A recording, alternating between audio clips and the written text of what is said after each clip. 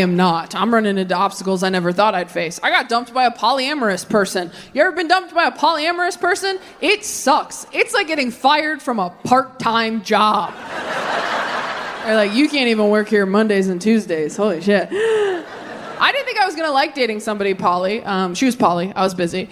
But it actually ended up being the most honest, transparent, communicative relationship I'd ever been in, and I was totally in love with her, and she dumped me because I worked too much. And let me tell you something, Grand Rapids, when I started dating a polyamorous person, I did not think it was going to end because my lifestyle didn't work for them. I know some of you don't believe me. You're like, there's no way you liked being poly, Taylor. You are not cool. You reek of monogamy. I bet you masturbate to Bridgerton. And you know what? I don't. I have, but I don't. That joke's not going in the special. There's no way. No. That's way too vulnerable to put on Netflix. We'll not be doing that. Unless it helps the algorithm. We'll have to talk about it. If Netflix was like, if you liked Bridgerton,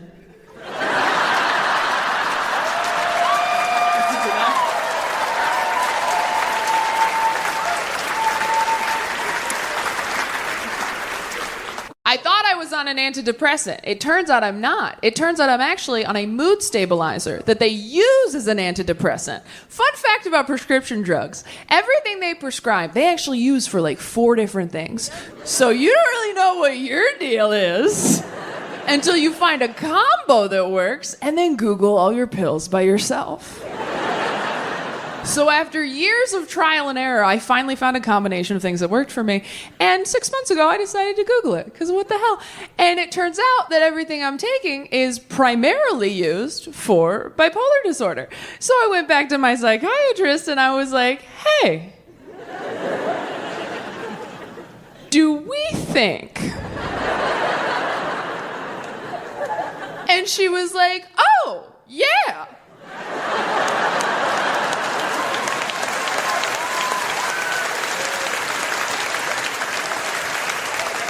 And I was like, is this how you fucking tell people?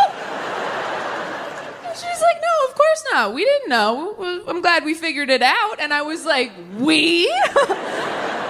I said, you really didn't know that I was bipolar? And she goes, no, of course not. We thought we were treating anxiety and depression. And I said, okay. Because this kind of feels like a putting your dog's medication in cheese situation.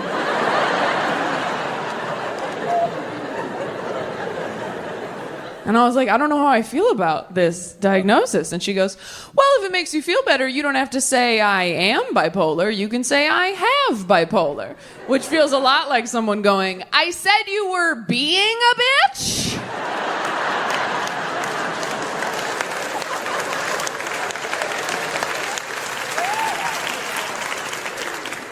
I'm so glad I know that I'm bipolar now. I mean, I have the right meds. I got a mood ring. I'm handling it.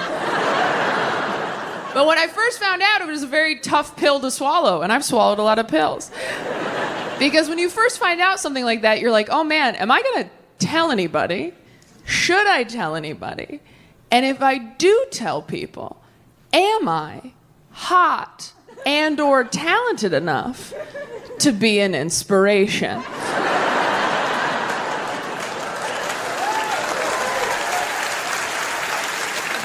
Like, if I have a thing and someone else has that thing and they find out I have it too, are they going to feel good or bad with that information? Because when I got diagnosed, they started listing names. They were like, you know who else is bipolar? Selena Gomez. And I was like, that does make me feel better. She is very pretty. Okay, I'll be bipolar. I did not grow up in a household that was very, mental health conscious. We were very religious. I don't know if you've ever tried to tell your conservative dad that you have a mental health issue. It doesn't go great. When I was in high school, I was like, Dad, I think I'm depressed. And he was like, you just need some protein. Get a scoop of peanut butter. Yeah, there's a lot of dads out there just white-knuckling it through life right now. Clinging to a jar of chunky Jif like it's the answer. Just a buoy in the storm. It'll pass. The only mental health advice my dad ever gave me is I was having panic attacks in high school and I didn't know what they were. And I was very stressed out. And I was like, I don't know what to do. I don't know what to do. And I feel like this. I don't know what to do. And he goes, all right. All I can tell you is that when you feel like this, get as far away from the people you care about as possible. Until you feel different. Which is advice you give a werewolf. Like, just run into the woods so you're not a monster anymore. Don't let them see you change. They won't accept you for what you truly are. And I had friends who scared me too when I was trying to get on medication. They were like, ugh, I tried antidepressants. I didn't like how I felt on them. I didn't feel like myself. And now that I'm on them, I'm like, yeah, me neither. It's the best. Okay? And I do feel like myself. I just feel like now someone's sitting on me going, shh, stop talking. You will ruin everything. We are trying to help you. You'd be married right now if you just shut the hell up. Remember that? Yeah, us too. We are trying to help you. Go to sleep. Choose a different adventure.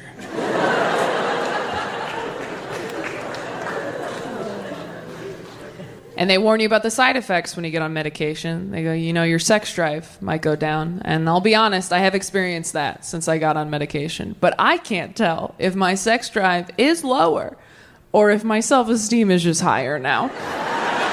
You know? It's like, am I not in the mood or do I just not need the validation? Which is it? Because depression will bring you to your knees and you're like, well, I'm down here. Might as well make someone feel good. I do not want to waste a trip. If you're not laughing, congrats on your serotonin. And if you're like, what's serotonin? Don't worry, you have enough.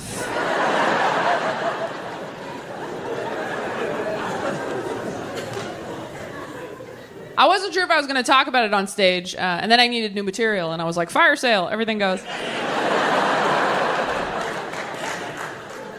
No, truthfully, I was surprised that I felt so bad about it, because I think I'm pretty open-minded, and I don't think anybody should feel bad if they get diagnosed with a mental illness, because it's just information about you that helps you know how to take better care of yourself. Yeah. Being bipolar, there's nothing wrong with it. Being bipolar is like not knowing how to swim. It might be embarrassing to tell people, and it might be hard to take you certain places.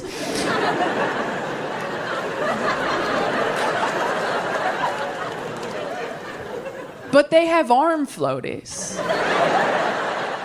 And if you just take your arm floaties, you can go wherever the hell you want. And I know some of you are like, but Taylor, what if people judge me for taking arm floaties? Well, those people don't care if you live or die. So maybe who cares? Maybe fuck those people a little. I don't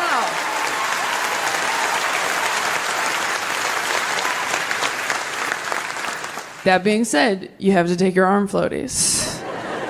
Because it's not cool to know you can't swim, go to the public pool anyway, and jump into the deep end, making it everyone else's problem.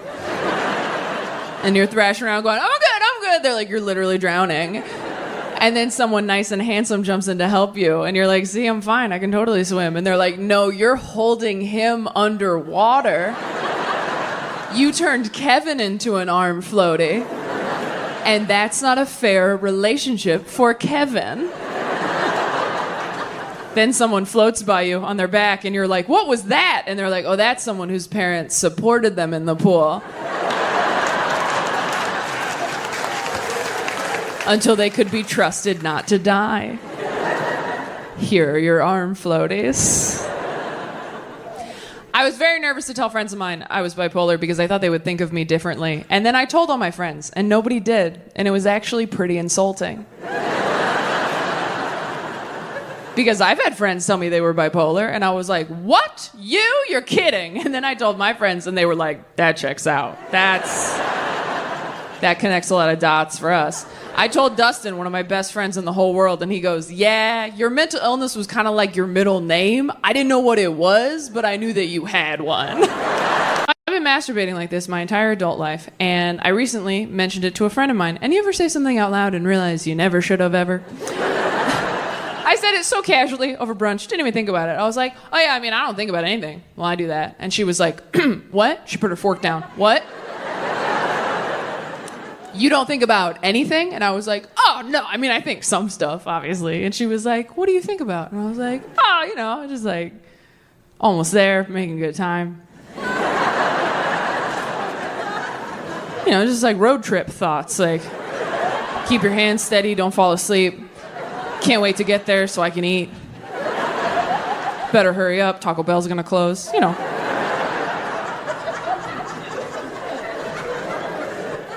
And she was like, that is so weird, Taylor. Why don't you just watch porn like a normal person? And I was like, ugh, I don't like porn. Every time I try to watch porn, I'm just like, you gotta shave there too? I'm tired and I'm cold. And I'm not against porn, okay? I'm not one of these people that's like, if you watch porn, it'll ruin your relationship. I don't feel that way, all right? I dated a guy once who was really into massage porn, where the masseuse would like fuck their client at the end, which means sometimes when we had sex, I got a massage.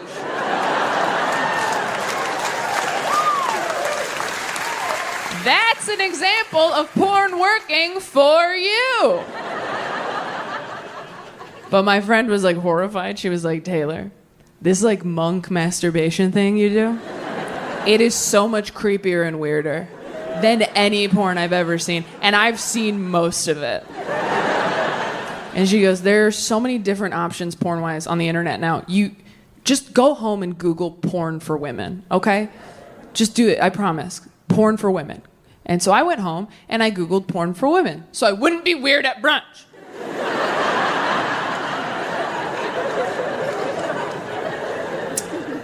And a lot of surprising things came up when I Googled it. First thing that came up when I Googled porn for women was a link to Disney Plus, where all the Avengers movies are. Now, for me personally, they jump around too much. There's too many storylines. You're almost there with Loki, and now we're on Captain America. It's like, I have to start over. That's a different speed, a different pressure, and now there's a raccoon? No.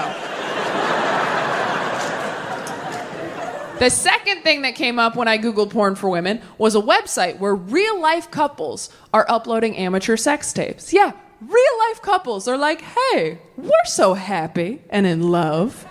We thought that we would film ourselves making love and then put it online for you, a lonely person.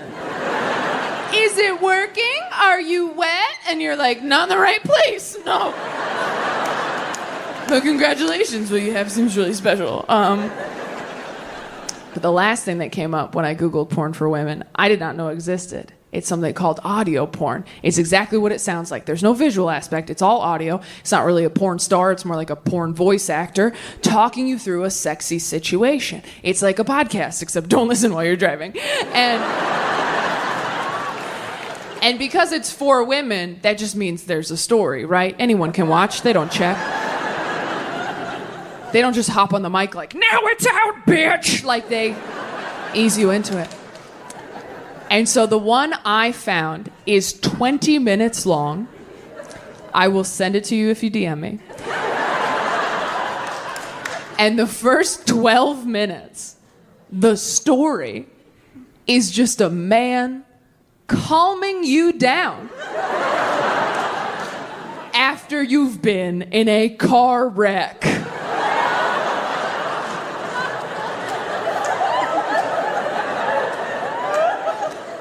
That is the foreplay. And you guys, I came so hard. I mean, I didn't even make it to the sex part. It was the comfort alone. He's like, it's okay, take some deep breaths, don't worry. The insurance companies will figure it out. I'm like, oh my God, that's right, that's why we have insurance. By the time he was like, what else can I do? Should I go down on you? I was like, nah, man, I got Allstate. I'm in good hands. I've been working on anxiety in therapy. That's been my main focus for the last few years. Anybody have anxiety? Does anybody struggle with panic attacks? Has anyone ever gone to the emergency room for anxiety or panic attacks? Oh, a few of us. Look at that. What do we think was happening? Heart attack? Yeah. And then you get there and they're like, oh, it's actually your mind that's attacking you. Yeah. I'll make you feel better. I went to the emergency room once because I fell asleep in AirPods, woke up, couldn't find one, thought I swallowed it.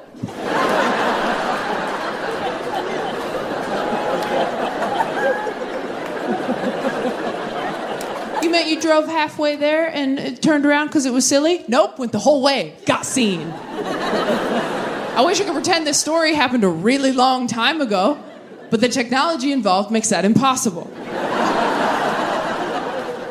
So I've always had a lot of trouble sleeping my entire life. And before AirPods came out, I would fall asleep in regular headphones, listening to a podcast or a movie, something to calm me down. And before AirPods came out, headphones had cords on them. So if you swallowed one of those, you just pull it out like a magician's scarf. No big deal. But then they came out with AirPods, so I started falling asleep in those. And so a few years ago, doesn't matter how many, I fell asleep in 2 AirPods, woke up in 1 AirPod, and was like, well, obviously I swallowed it. Like a baby or a dog. Convinced my sister to take me to the emergency room, ruining Christmas morning for everyone. So we get to the emergency room in our hometown where I have to tell 3 grown women at the front desk what I'm doing there. I'm like, well, you probably get this all the time. But it would seem that I may have, inadvertently, in my sleepy sleeps, swallowed an AirPod? And they were like, an AirPod? Sweetie, those are pretty big, right? Those are big. You really think you could have swallowed an Air? I said, how about we don't have a team discussion about what I can and can't swallow, okay? And they're like, wow, someone was ugly in middle school. We'll take you back. So they take me back. We're waiting for a doctor, which, by the way, I don't know what I thought a doctor was going to do if I had, in fact, swallowed an AirPod. They're not going to perform surgery. They're going to go, oh, my God, yeah, it's in there. Well, stop at Taco Bell on the way home. Good luck. Taco Bell, good for every occasion. I don't know what I thought the AirPod was going to do to me damage-wise in there. I'm like, what if it's still charged? What if it electrocutes my intestines or starts playing Glee covers and everyone can hear? My sister's like, you deleted them all. I'm like, no, all of them. Some of them are bangers. Before a doctor can come in to see us, my other sister calls us from home and goes, hey, yeah, we found it in the pillowcase. Does Crazy want to come home and have pancakes now?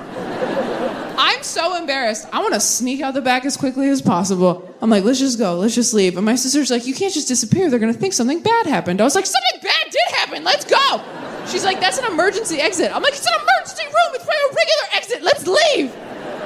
But here's my problem with the emergency room. When you are having an anxiety or panic attack, it is your only option, which is why I think they need to open a second option right next door called the anxiety room. All right? So you have the ER and the AR. And the ER is where you go when you've been shot, stabbed, you are actively bleeding. That's where you go. You fill out all that complicated paperwork because that seems like the time to do it. And then the AR is where you go when you're like, I don't know where the bad is, but it's in me somewhere. It's either cancer or the devil, but I have to get it out. And that is just one fill-in-the-blank form that says, I know that it is probably fine, but...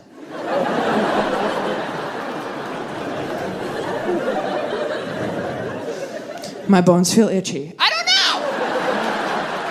I just need someone in a white coat to tell me I'm stupid. I know I mentioned during... When I say that I came out in the last couple of years, I just mean publicly, right? Like, I came out to friends earlier than that, but I don't think I did it right. I think I was too casual about it. I think I was supposed to do, like, an episode of Glee, and I just sort of mentioned it, like, oh, by the way, I think I'm going to date women now, too, and they were like, okay. Like I said, I was vegan or something, like, okay, we'll see how long that lasts. You need iron, bitch. Like, they were not...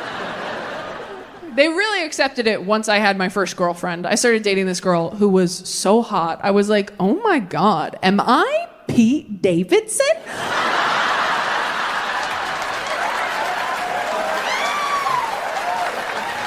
How tall am I?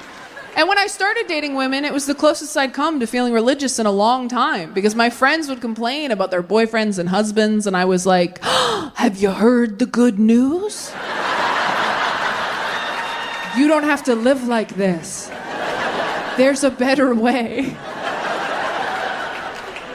Then once I had a girlfriend, then my friends started coming to me with a lot of their questions. They started coming to me with their millennial regrets. Do we have any Gen Z in here tonight? Oh my God! Shut up, really? Okay, everyone be cool in front of my new friends. All right. Now, Gen Z, you won't really get this because you guys are very good at exploring your identities and sexualities. You want to know who you are and what you're capable of. And what you have to understand about us millennials is we wake up every day and look in the mirror like, shh. Don't feel joy outside. You'll upset Mama and Papa.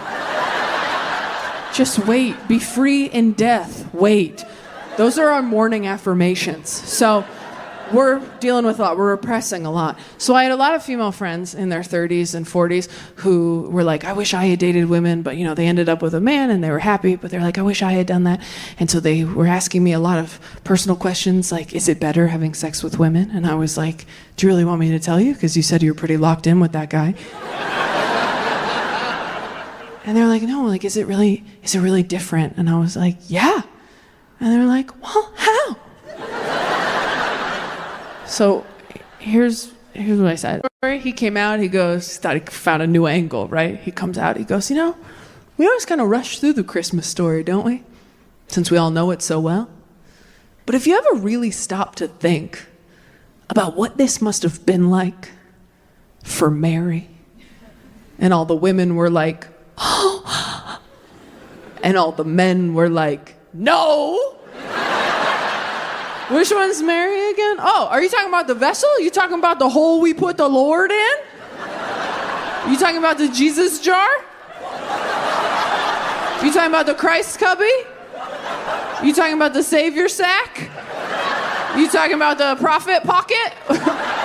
We could keep going, but we have to move on. But that's a fun game to play to come down from the cousin fight, if you want. That Mary POV sermon went over so well for him that he came out the next year all excited. Like last year we talked about what it must have been like for Mary to find out she was pregnant with Jesus. But have you ever stopped to think about what this must have been like for Joseph? And all the men were like, finally! Representation! I also think whores are lying to me! Joseph was Mary's betrothed at the time. Again, I don't assume everybody knows all the Bible stories. You grew up in church, you're like, everybody's learning these. Nope, some kids were having childhoods on their bikes. Yeah. Is there anyone in here who never went to church, has never believed in God, never been religious at all? Wow, all in the back. That checks out. Well, you sound very at peace. You sound so relaxed, but how do you know right from wrong? How do you not kill people? Some Christians talk like that. My dad growing up was like, if I weren't a Christian, I'd be in jail. And I'm like, whoa, I'm 6. Let's do Goodnight Moon tomorrow instead of Dad's Dark Thoughts. Some Christians walk around like, yeah, if Sky Dad didn't have me on house arrest, there'd be some mud on my boots. And you're like, cool, let's only hang out in groups. But if you didn't grow up in church, you might not know a lot of Bible stories. You might not know any Bible stories. I won't put you on the spot, don't worry. I used to learn my lesson. One time I asked someone and they panicked and went, VeggieTales! My parents don't watch me do stand-up anymore. Don't worry. Don't worry. They're not interested. No Christian parents want to watch their daughter talk about depression and dick for an hour. It's not fun for them. My parents don't have a dark sense of humor, and I do, and I'm glad I do, because if you can laugh at the darkest stuff that's ever happened to you while it's still actively happening to you, sometimes that's what gets you through it. For example, here's a joke they will not like.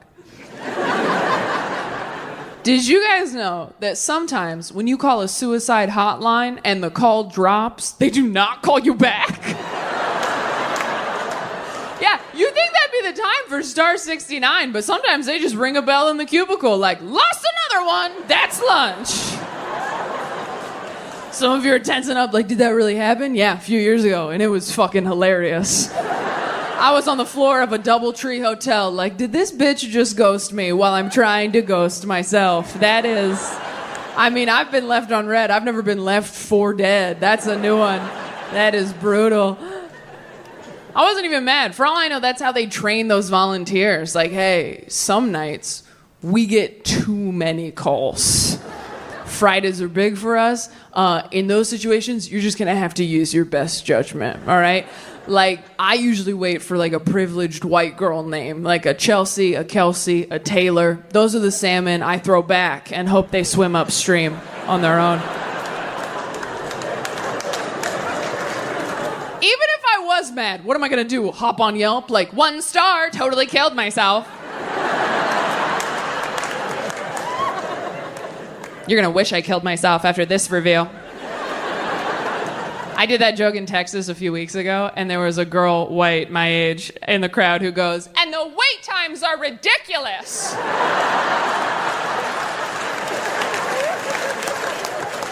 And she's right, okay? I think if you were a frequent caller, there should be some sort of rewards program. You know, like when you show loyalty to an airline. Like, you should be able to do that with suicide hotlines where you call in and they're like, "Please enter your rewards number." Boop, boop, boop, boop. Welcome back, Taylor.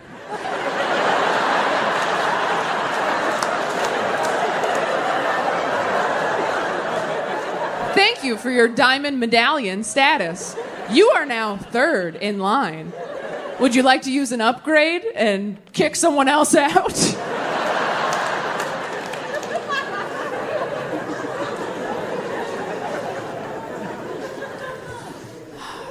My parents are still very, very religious. Of being single. I used to just jump from relationship to relationship to relationship because I was so scared that I was going to die alone. And now that I'm older, I'm like, I'm not going to die alone. I don't go hiking by myself, all right?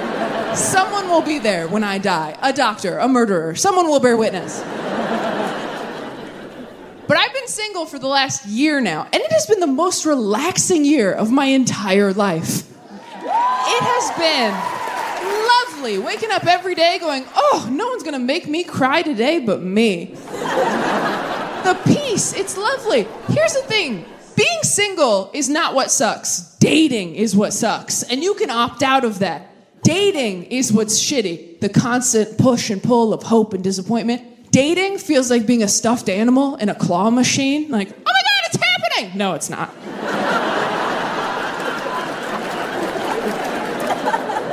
Oh my God, here we go. Wow, can't believe I told people. That's embarrassing. And you're just moving me over to get to something else. I understand, I get that. And things change so quickly as you're getting older too. I had a friend, I didn't talk to her for a couple weeks. I called her to catch up. She goes, you'll never guess. I think I met my soulmate on Bumble. Gone, just like that. They're getting married this spring. We were lying in the same pile of stuffed animals for years. I closed my eyes for 2 minutes, and when I opened them, she was outside the glass going, it'll happen for you too!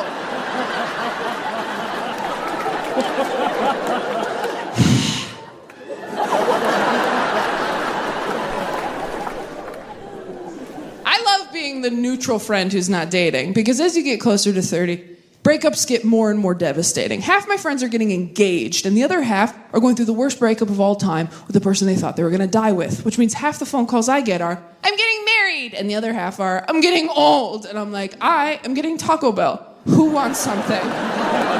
Taco Bell, good for every occasion. Nothing will make you more grateful to be single than watching your friend go through a devastating breakup. That's messed up to say, but it's the truth.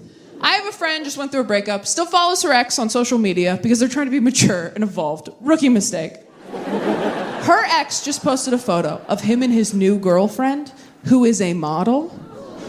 I know, don't worry, we all called her. We're like, hey, how's it going? Have you been online today? Because we were thinking maybe doing like a no screens day. We were thinking maybe we just power down, get a quilt, find a field, maybe crack the Bible open one more time. I don't know. She's like, I already saw it. We're like, oh, we're too late. Okay, are you okay? She's like, no, honestly, I wish he was just like dating a man instead. And we're like, oh, you are so problematic, Trish. Why? Why would that be better for you if he was just dating a man instead? She goes, no, listen, because then if he dumped me for a man, it would be like, well, okay, then he just wanted something that I could never be. And we were like, well, yeah, I mean, that's kind of...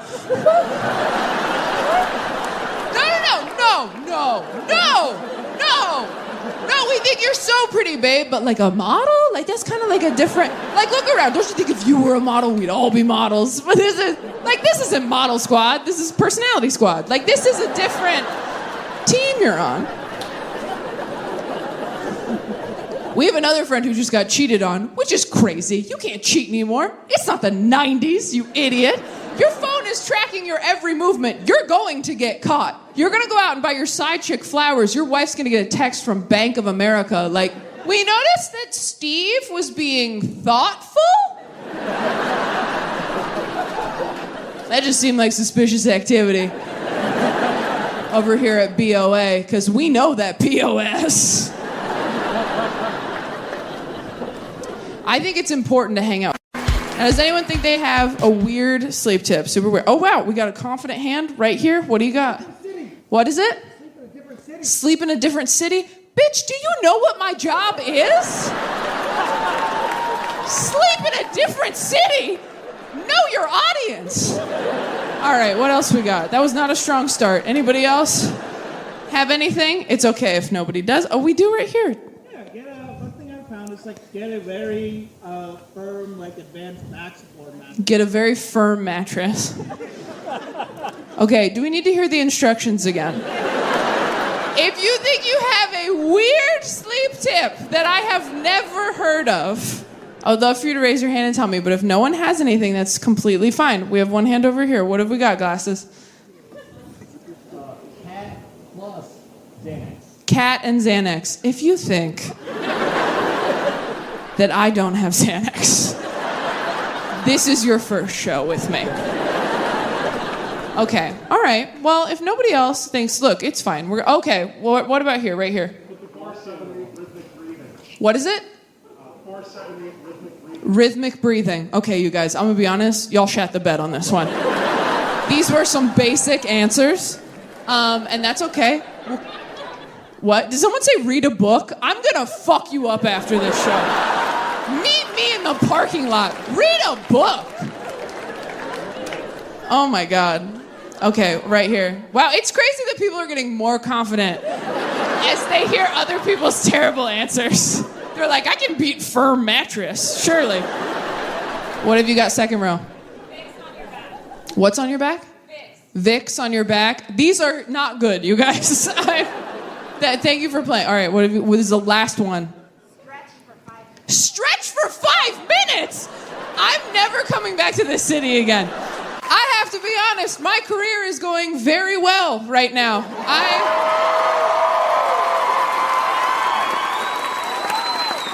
This is the last night of the biggest tour I've ever done. I am filming my third Netflix special tonight, and recently someone was using my name and photos on a dating app. It was me. I was doing it. Went through a breakup, got on a dating app. Why? Because my married friends told me to. If you're single, your married friends don't want you to be happy. They don't. They want you on those apps because the apps look fun and they can't go on them. So they want to stand behind you like a kid at an arcade with no fucking quarters while you fight for your life out there. They're like, go left, go right, go left, go right. You're like, do you want to play? They're like, more than anything. But I have the highest score, so it wouldn't be fair. Your married friends don't want more married friends. Nobody wants more married friends. I'm sorry if you're married, and I know you're up front because 2-income household. Nobody wants more married friends, okay? Because your life updates are boring. I'm happy you're settled. Good for you. You know who has fun life updates? Your single friends, because we're out there in the trenches making mistakes named Trevor, usually. Have you asked your married friends what they did over the weekend? You're like, what'd you guys do this weekend? They're like, oh, just woke up next to my soulmate again. Then you ask your single friend, you're like, what'd you do this weekend? They're like, I woke up in a shallow grave. You're like, why are you proud of that? Did you have sex in a grave? They're like, why do you think we dug the grave? Do you guys have that one single friend who thinks she's really hot and fun, but she's actually just in constant danger all the time? That one girl, every time she tells you a dating story, you're like, oh my God, okay. No, we're not judging, but maybe just share your location with us indefinitely. I have one friend like that. Every week she tells me the scariest stories I've ever heard in my life. Just like, I had the hottest date Friday, Taylor. I'm making out with this guy at a bar, so sexy. Takes my hand, he's like, let me show you something. Pulls me back through the kitchen, into the back alley, pulls out his huge gun. Points it right at my face, like, give me your phone, your keys, and your wallet. I'm like, okay, kinky, I'll try anything once, right? He hits me in the head. I wake up 30 minutes later, alone in a puddle. I have to hitchhike home. Oh my God, I am such a Samantha. I'm like, okay, we think you got mugged, babe. We think... She's like, mugged? Oh my God, you're such a prude, Taylor. He's gonna call me. He has my phone. Seriously, you'll meet him. He took my breath away. We're like, no, he knocked the wind out of you. Your friends always say the dumbest shit when you go through a breakup, trying to be helpful, right? Like, well, why don't you just date yourself? Because you told me not to settle. What the fuck? I can do better than me. Why can't you just be single for a year? Why can't you go for a walk without headphones? Because you'll think about death the whole time. Exactly. I actually did get into a new relationship pretty quickly after I called off my engagement. I wasn't trying to. I really wasn't. A lot of my friends were like, you should stay single for a while. You should maybe get a cat. And I was like, hard pass. I have never left an interaction with a cat feeling better about who I was. Every cat reacts to people the way I react to seeing girls I went to middle school with in a Target. Just like... oh no! Like, that's every cat. I don't want to come home to that energy. But I wasn't looking for a relationship. I was trying to have like a fun, sexy fling, which doesn't usually go great for me because I have this round, wholesome face that people think they should build a life with. Every time I'm like, we could bone or whatever, guys are like, no, I'm all right. But you could meet my mom. Do you want to do that? You seem like you'd be better at meeting my mom than having sex. And they are not wrong, all right? I will meet your mom all night long. Moms like me so much for no reason. I was dating a guy years ago. We were totally on the rocks having problems. And I went to lunch with his mom hoping to get some advice. And halfway through lunch, she puts her hand on my hand and goes, you know, Taylor, my son's a lot like his father. And if I could go back in time, I don't know that I'd marry his father again.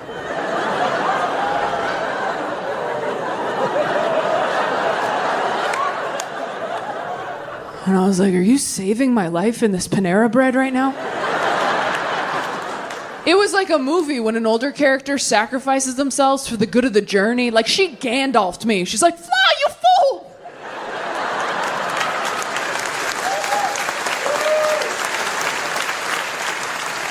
She was a bad mom and a bad wife, but such a good friend. Oh my God. Hoes before sons, am I right? I think about her every day. And my boyfriend wasn't looking for a relationship either when we met. Straight dudes usually aren't, you know? Women are surprised when they find a guy who can make them come, and straight dudes are surprised when they find a girl who can make them feel genuine feelings in their heart. Like, women are like, he got me off 3 times, and guys are like, I mean, I just fucking like her, dude. Like...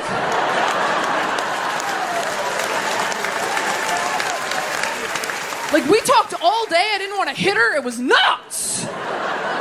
She's just like my friend? I don't know. I want to, like, lick her heart, I think.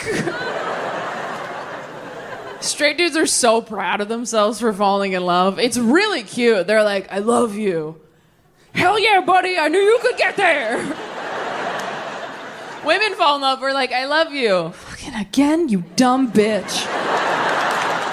You were supposed to love you first. You keep skipping that part. It is eat, pray, then love. Oh, God, it's okay. We'll try again in a year and a half.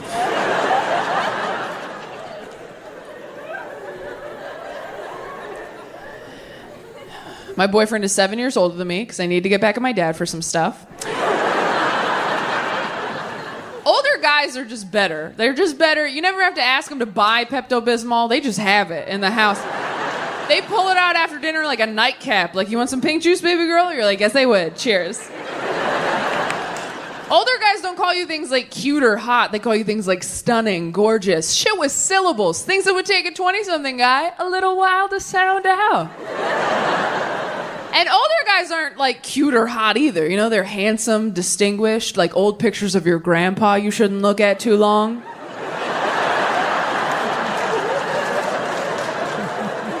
You ever find one of those in an old dusty box? You're like, who is that? Oh, that's wrong. Okay. They're not your family in those pictures yet. They're just the past. It is a gray area. Oh, I'll get weirder. You ever see a picture of your parents when they were young and hot and you get like weirdly mad because you know they would have never dated you? I saw a picture of my dad in college football once. I didn't talk to him for 3 weeks. I'm like, you would have left me at a drive-in, you Danny Zuko piece of shit. He's like, what? I'm like, I can't hug you for a year and I don't want to talk about it. Which, hey, close enough, but it did make me laugh real hard. Just, who betrayed Jesus? Bob the Tomato! I remember he bounced in like, you're gonna die, Jesus! I'm kidding, they didn't do it. No, they didn't do the crucifixion on VeggieTales. They wouldn't do that. That's crazy, that's way too dark. Also, no arms, so who's gonna do the finale? What are they gonna do? Put baby carrots on Larry? That's insane. We can't do that. I assume, even if you didn't grow up religious, you know like Noah's Ark. Most people know that one. That's our big one. It's on the cover of all of our coloring books. Yeah, it really is a testament to how fucked up the Bible is that we read Noah's Ark and we're like, that's the kid's story. That story is dark as hell. It's about God drowning all his kids because they were being annoying. And we're like, yeah, that should be the mural in the nursery. Come here, little buddy. These are the animals he didn't drown. Oh, what a lucky horsey that got to go on the boat with one friend. It's the rainbow. I think they think the rainbow saves it. God sent Noah, who probably had some trust issues at that point, the rainbow as a promise to never flood the earth again, which I think is the darkest part of the story. Rainbow after a destructive flood. I mean, that's like buying someone a ring after you push them down the stairs. That's crazy. Every time I see a rainbow, I don't think of gay rights. I don't even think of rain. I just think of God going, I mean, I didn't kill everybody.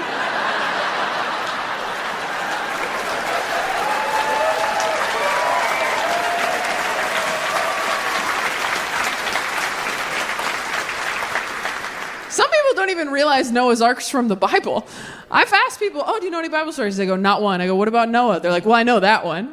Like, that's how much Bible stories have, like, infiltrated pop culture. And I was trying to think of positive things that came out of me growing up in church.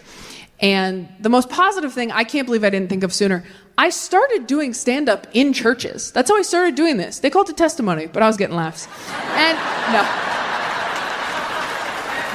No, I really did. I started doing stand-up when I was 16 years old, and for the first, 4 or 5 years of my career, I was performing in a lot of churches. If you don't know, in America, you can make a living as a church comedian. You can tour churches even bigger than this, 4,000 or 5,000 seats, and make a great living that way. And when I was 21, I had to decide, am I going to go the church comedian route, or am I going to go the secular comedian route? And I think you know what I picked. But I am so grateful to have that as my foundation for my stand-up career. I mean, I got so much professional stage time in front of thousands of people. I got paid. I learned how to work clean and perform in any room. And I think about that a lot. I'm so grateful for it. And I know a lot of you are probably sitting there right now going, well, that's nice. It's cute that you're grateful, Taylor. And we get what you're doing with the church and everything. But, we've seen your stuff now. And there's no way you could perform in churches now. And here's the thing, I don't want to. And I probably won't.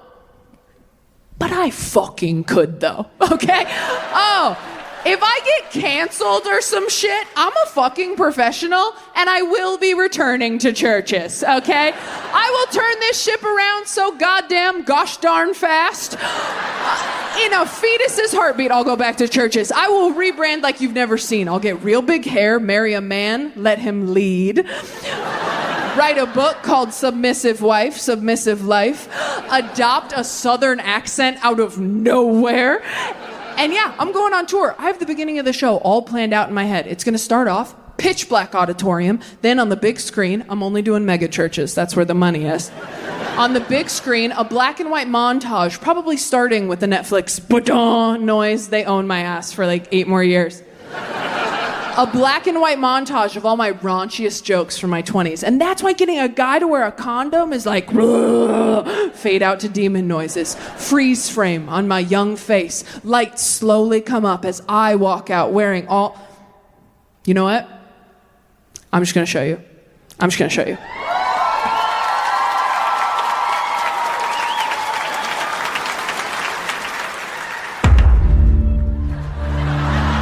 This is how you get pussy! I came so hard. I'll have you know, in bed, I am a wild animal, okay? And that's when I stopped believing in God. Go home and Google porn for women, okay? I lost my virginity late. I lost it when I was financially independent. You guys, I'm literally fucking the patriarchy. Are you wet? Let me feel. Yeah, I grew up with God. He's a douchebag. That joke makes it sound like I resent my religious upbringing. And I do, so I nailed it. Fucking hell! No Christian parents want to watch their daughter talk about depression and dick for an hour. Take that, Jesus! I don't know if any of you have tried to get a 20-something dude from a dating app to wear a condom lately, but it's sort of like trying to convince a 5-year-old to put a jacket on over his Halloween costume. That's when I stopped. And you guys think I haven't tried to masturbate? Fucking hell! Whatever that sucks. Jesus!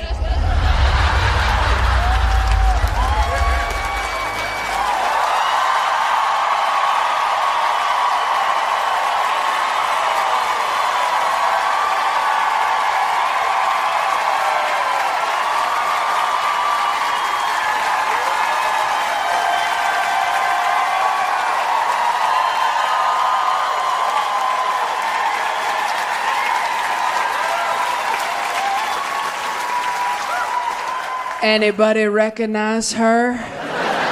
That was me, back when Satan had me in his clutches. And I can see some of you feeling like Joseph on Christmas right now. Like, is this whore lying to me? But everybody loves a comeback, don't they? It ain't a rebrand, it's a rebirth, folks. Welcome to the Prodigal Daughter Tour!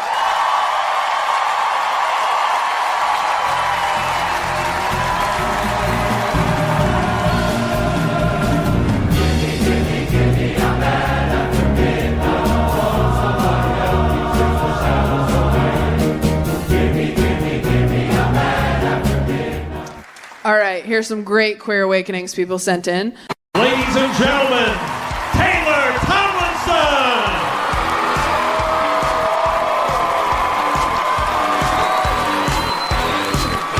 The boys wanna be her.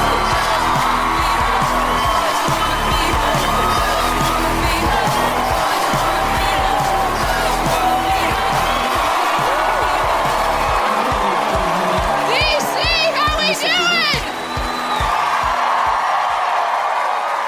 How stupid was that? I came up from the floor like I'm a fucking Jonas brother. I know that was silly, and it was my idea. I was so embarrassed that I thought of that, but it was too late when we got here to change it because men with jobs had built it. And we're operating it very well, I might add. And I was just like, we can probably just scrap it, right? They're like, well, this is like a week of our lives. So I know that was dumb. Thank you for indulging me. How we doing, DC? Thank you so much for coming. I don't think I'm smarter than religious people. I hate it when atheists talk down to anyone who believes in God. I've believed a lot of stupid shit in my life. God's not even top 3, okay? I've believed tall guys.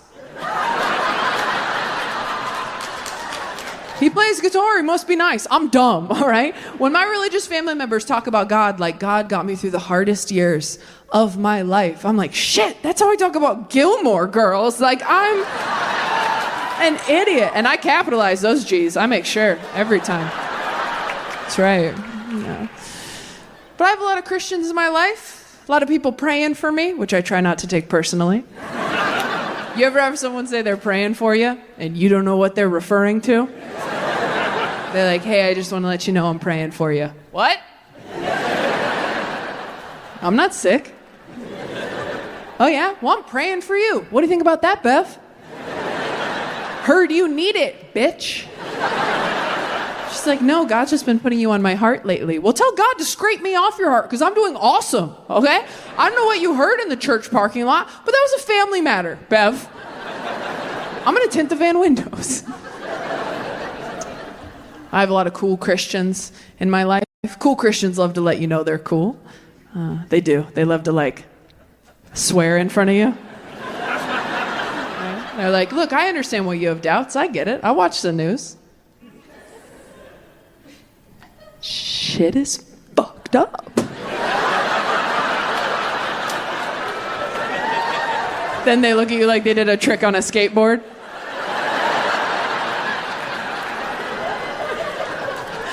I have an uncle who's a pastor, and he's a really cool guy. He's very humble, down to earth. He's not like one of these mega church douchebags who wears expensive sneakers and like writes a book with his face on it. Every time I see a pastor on a book tour, I'm like, hey man, weren't you already promoting a book? Like,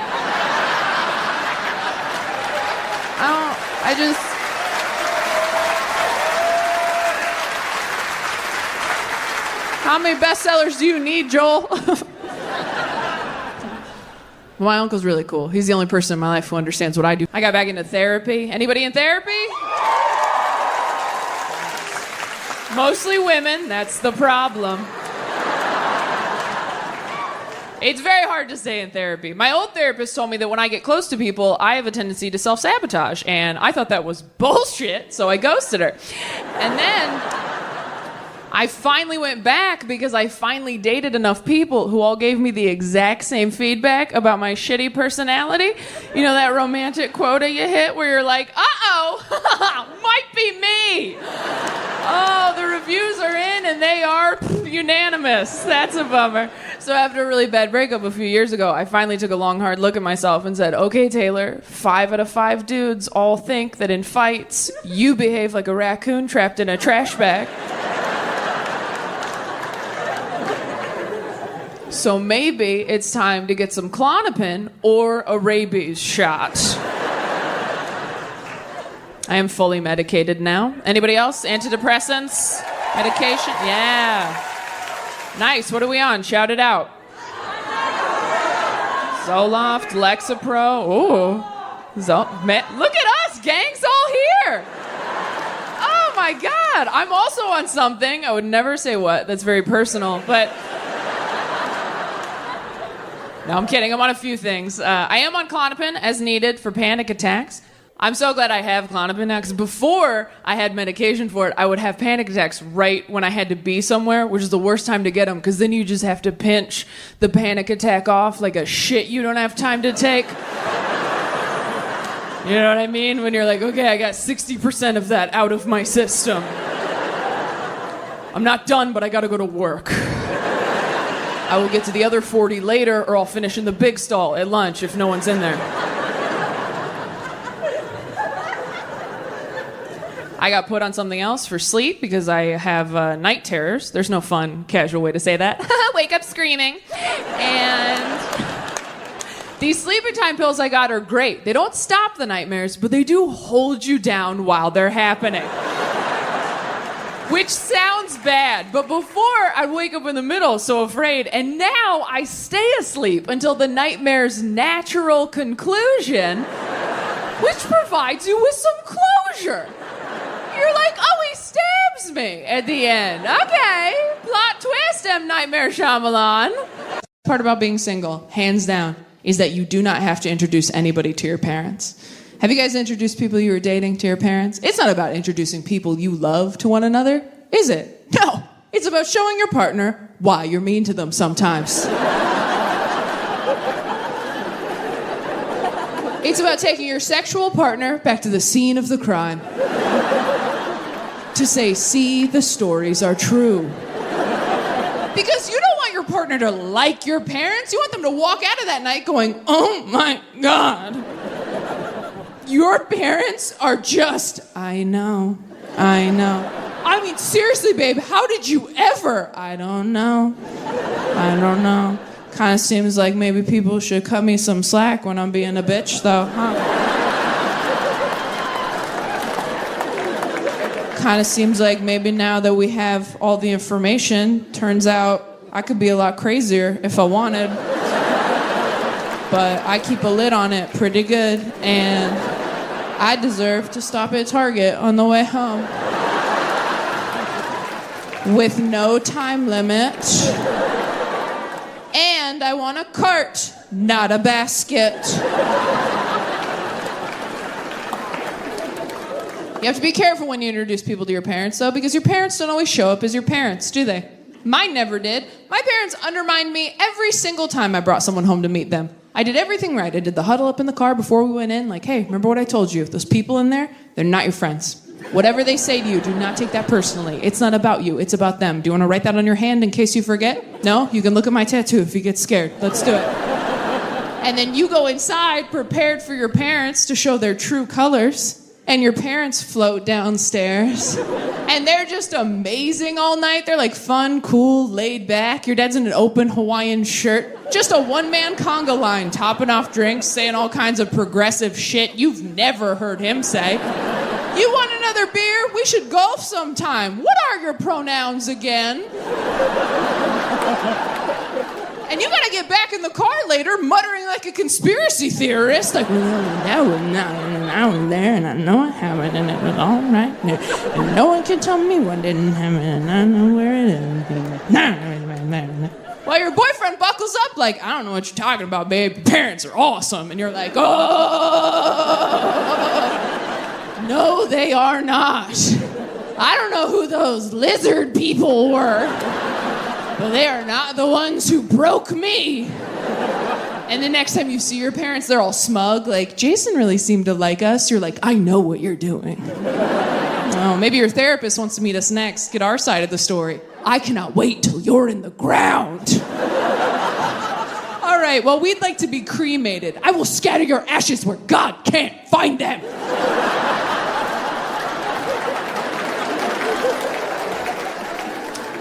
I will see you both at Easter.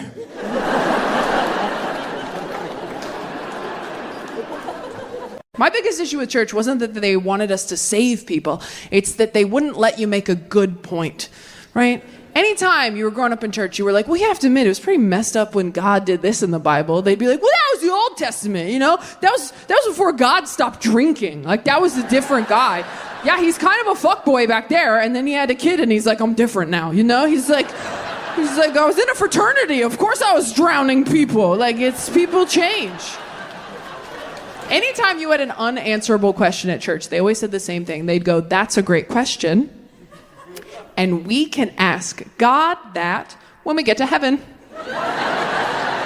Which, like, if you were God, how pissed would you be that they were sending people up to heaven like that with a bunch of questions for you? You're God. You made everything and everyone. You probably just want to do the ta-da heaven part. And now every time someone dies, you have to do a press conference?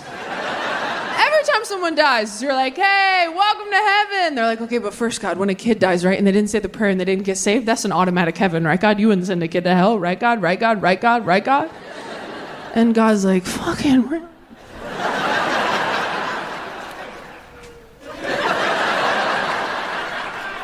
Seriously, dude, you're in heaven, bitch. Do you go to Disneyland? Like, hope all the workers get benefits? Like, shut up!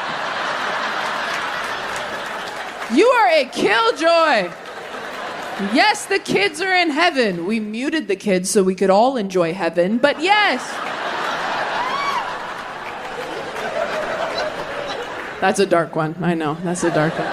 I have a dark sense of humor, partially because I grew up in church. Church is a dark place. Every Sunday, you go to a big room where the underlying message is, won't it be great when we all get to be dead with Daddy? That's church. Can't wait to be dead with Dada. That's church. But I can't blame church entirely. I do like having sex with men sometimes. I will say, does anyone like sucking dick for real? Does anyone really? Yeah, oh wow, good for you. Just a quiet hand raise. That's beautiful. That's so nice. Wow, heroes among us. Good for you. I like sucking dick the way I like going for a run. I'm proud of myself after. But during, I'm always like, why'd I do this? I didn't have to do this. There's other ways to get where I'm going. But then afterwards, I'm always like, wow, the power of the human spirit. Really is all mind over matter out there. But then during, I'm like, people should be throwing little cups of water on me for being so brave. But then afterwards, I'm like, nice. Got my time down.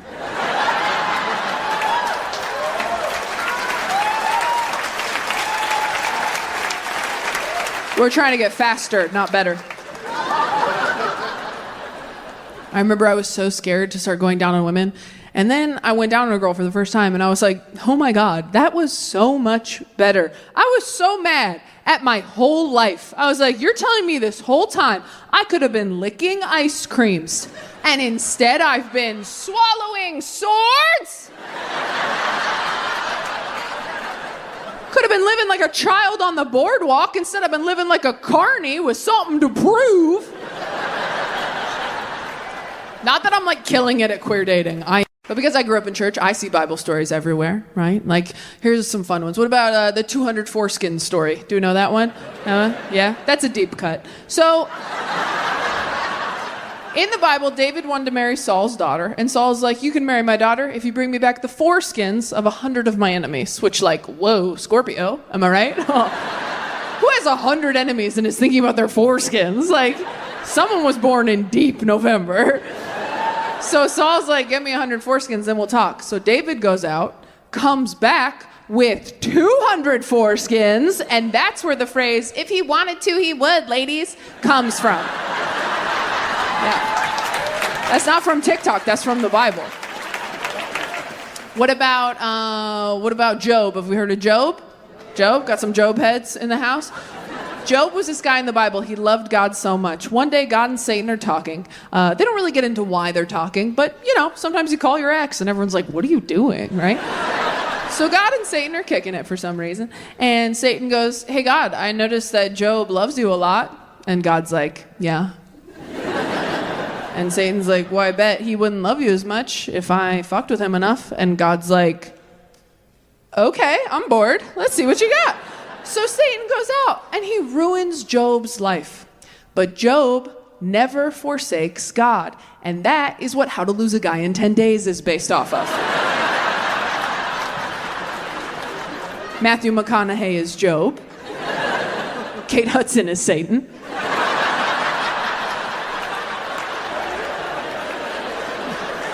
I have a friend who said they knew Prodigal Son, and I go, oh, you know the story? And they're like, oh, no, I just think there was like a show or something. I've heard the term, right? If you don't know the story of the Prodigal Son, it's a story that Jesus teaches, it tells in the Bible to teach a lesson, right? So in the story, there's a rich dad, and he's got 2 sons, and the older son does everything right, because he's the oldest, and the younger son is like, I want my money now. And the dad's like, okay, that's not how inheritance works. I'm fully alive, but here you go. So he gives the younger son his money. Then this piece of shit fucks right off. Did I mention I'm the oldest of 4? This piece of shit fucks right off. And how do they put it? Squanders his wealth on wild living, which is Bible for blows it all on Bitcoin and lap dances. He then has the audacity to come back years later, like, sorry, Dad. I lost all your money. I suck. Can I come back? And the older son was probably like, yeah, finally, finish him. And the dad goes, my baby's home. Oh my God, let's throw him a big party. I know all the oldest kids in here. We all have diarrhea right now. I know every oldest kid in here. Your asshole went all the way inside your body. You're so upset. Just remember, these are people from the Bible. They can't hurt you. They've been dead a long time, okay? We're almost done. So the older son is obviously pissed. He's like, Dad, what? I've done everything right my whole life, and you've never even thrown me a small party. Look it up. He says that. And the dad is like, yeah, you're great. Love you. But your brother, he was lost, and now he's found. So we celebrate. And if you ask a pastor what that story is about, they will tell you that it's about how you can go off and live in sin and lose your way spiritually, but you can always return to the Lord and he'll forgive you. And if you ask me what that story is about, I will tell you that it is about how Jesus was an only child.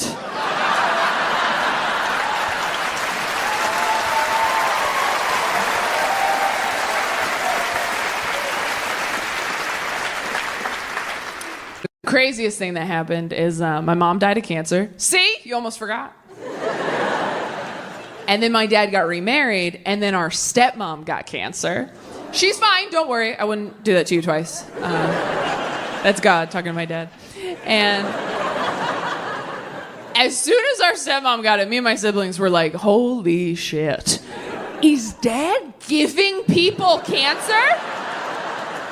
We thought he was a carcinogen. We were like, don't microwave anything for him. I think that's how he's doing it. If he had taken down a second one, we would have put a warning on his Christian Mingle account. Like bare minimum. Just like, hey, chemicals in here have been known to cause cancer. Ride at your own risk. I feel like some people don't believe me that she's alive. She's completely fine, you guys. She's happy, healthy, great lady. We actually call my stepmom Mom because when my dad married her, nobody was using it. So we were like, yeah, be Mom. Who cares? Oh, I'm sorry. If your principal quit and you got a new principal, they wouldn't be like, this is Lisa. Like, let her be principal. There's an opening. Also, we were so young when it happened and my dad got remarried so fast. I think he was kind of hoping he could just like Indiana Jones switch him out before anybody noticed. You know when you're a kid and your hamster dies and your parents don't want to explain death to you, so they just buy you a new one that looks the same and they're like, no, that's Connie. She just bites now. That's kind of what he did. But with moms. But I never used to talk about any of that. I never used to talk about my mom dying because I didn't want to make people uncomfortable. And also, like most of us with childhood trauma, should be pretty much everyone in here. If you're sitting here tonight going, I don't think I have any, I had great parents, I had a good childhood, and this comedy show, it's not that fun for me. Good.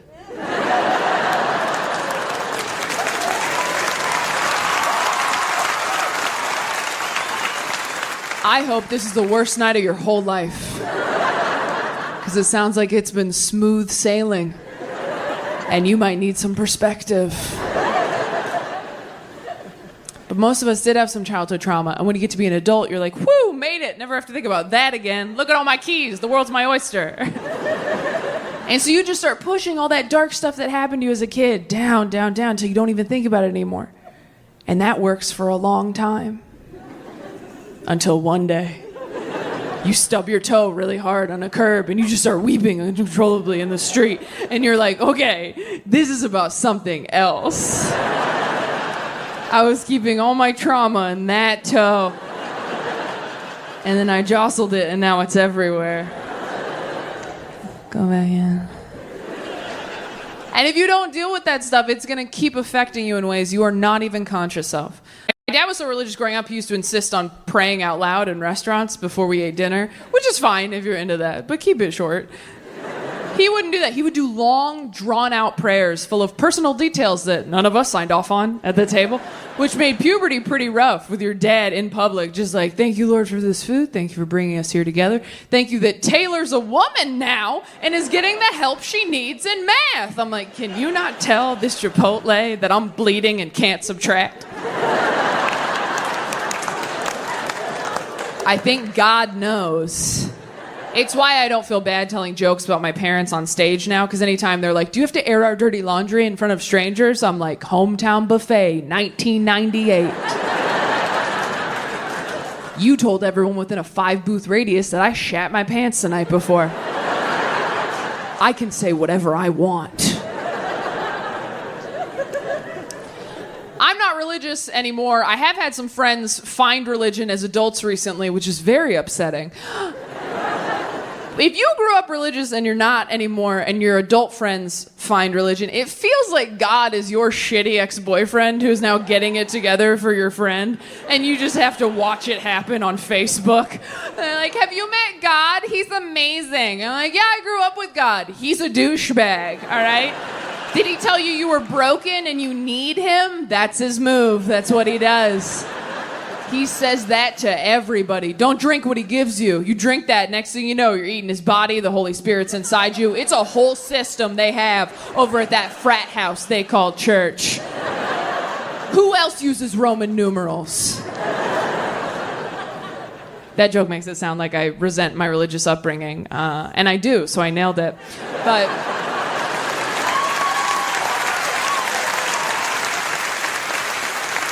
no, honestly, if I had to come up with some stuff that was like positive about me growing up religious, I'm sure I could with enough time and money.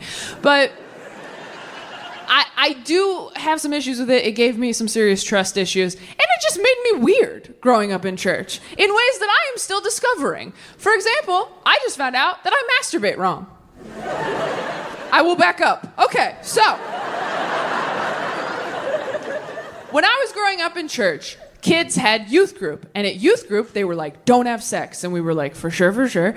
And then they were like, don't even masturbate. And all the girls were like, okay, we didn't even know that we could. And all the boys were like, why? And the way they explained it to us was, our youth pastor told us, he goes, it's not the physical act of masturbating that's the sin, you guys, all right? It's not even the orgasm. In fact, if you have a wet dream, thank God for the freebie and have an awesome day. But what are you thinking about while you're doing that to yourself, guys? That's what the sin is. It's the lust in your heart. It's the impure thoughts in your head. That is what the sin is. So when I got to be an adult and I wanted to masturbate, I was like, well, if I just don't think about anything,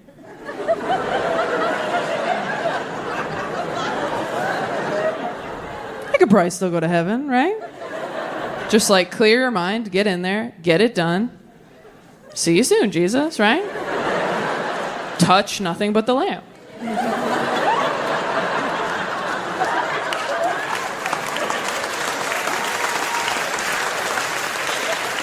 So I've been doing this my entire adult life. All my friends are like, you gotta meditate. I'm like, I think I do. And I do mean my entire adult life, by the way. I did not masturbate till I was a grown woman. I was that afraid of going to hell, all right? Yeah. I had my first orgasm with my college boyfriend. Do you know how embarrassing that is to get your first orgasm from another person? That's like having a realtor show you your own house. They're like, and over here we have a second bathroom. You're like, a second bathroom? Like, you've been here for 19 years. You never went poking around on your own? You're like, I did once, but I thought Jesus would get mad. So, yeah, I don't actually own this place. I'm just renting it from the guy upstairs. And if I flood the basement, I do not get my security deposit back. So, is there anything else I should see while you're here? She's like, yeah, let me show you the doorbell. I'm like, oh, is the doorbell even important? She's like, the doorbell is the only thing that matters. Nobody comes inside without touching the doorbell.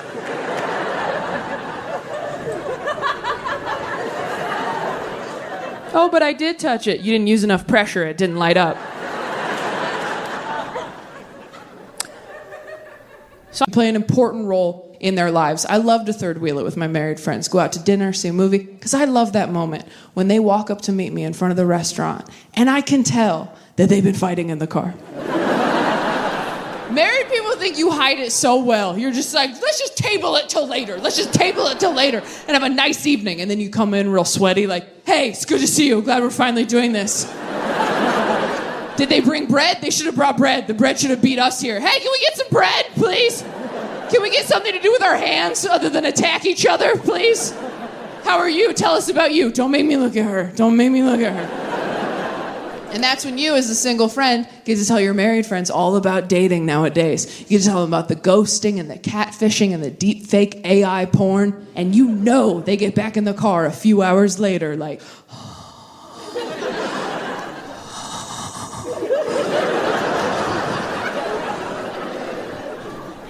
I don't say this enough, but I'm grateful for you. Hang out with your married friends. Go to their barbecue. I'd love to come. What can I bring? Ice, dessert, perspective. You want to know what the best part about being single is, though? I really appreciate you guys coming to this new hour of material because I know it's a lot of God stuff and a lot of gay stuff, and my agents are nervous. I think my whole team was a little nervous when I said I was going to do a tour called Save Me and talk about religion. I got a call from my publicist one day like, hey, I heard you're going to call the special prodigal daughter and you want to call the tour Save Me. I think that's great. Just making sure you're not taking any promo photos like hanging upside down from a cross, right? Anyway, so we got rid of those photos. But no, I I did not do that. That was never the intention. I understand why they thought it was going to be an hour just bashing Christianity, because if you watch all of my other specials, I usually take a few minutes to take a few shots at Christianity, and that's because I was working through a lot of stuff from my childhood, and also I was really jealous that Christianity had worked for other people and not me. As a mentally ill person, it is devastating when someone just goes, yeah, I used to be sad too, and then I accepted Jesus into my heart, and now I'm all better. And you're like, oh, is that all you did? That's all you did? Oh, just said a little poem in the dark, and now you're worthy of love? That's great. I love that for you. It's